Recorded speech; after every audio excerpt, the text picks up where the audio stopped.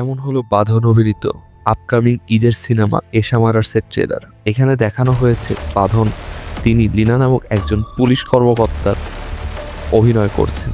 এখানে তিনি কতগুলো মার্ডার কেসের অনুসন্ধান করছেন, যেগুলো হলো খুনসহ ধর্ষণ।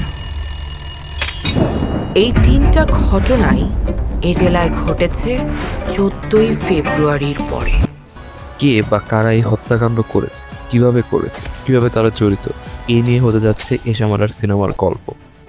এবার রোজার কোরবানি ঈদ উপলক্ষে 10টি সিনেমা মুক্তি পাওয়ার কথা থাকলেও যে কয়টি সিনেমার ট্রেলার এখন পর্যন্ত এসেছে তার মধ্যে সবচেয়ে নিম্নমানের হয়েছে এশা মারার্সের ট্রেলার, যার স্টোরি টেলিং থেকে শুরু করে এর মিস্ট্রি, এর থ্রিলার, এর বিজিএম, এর ডায়লগ, এর অভিনয় কোনো কিছুই আপ টু দ্য মার্ক হয়নি। এবং তারপরেও এই সিনেমাটি একসাথে লড়াইয়ে নামতে যাচ্ছে তাণ্ডব এবং ইনসাফের মতো সিনেমার বিরুদ্ধে। আপনারা জানান আপনাদের কি মনে হয়েছে।